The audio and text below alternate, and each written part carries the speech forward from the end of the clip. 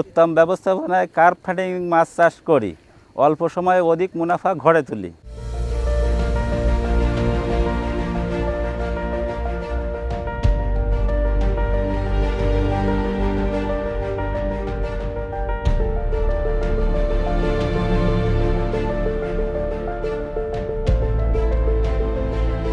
আমি মোহাম্মদ ফরিদুল ইসলাম।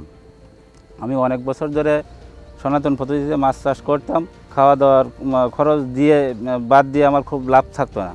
হঠাৎ আমি উন্নয়ন প্রচেষ্টা মৎস্য কর্মকর্তার সাক্ষাৎ পাই।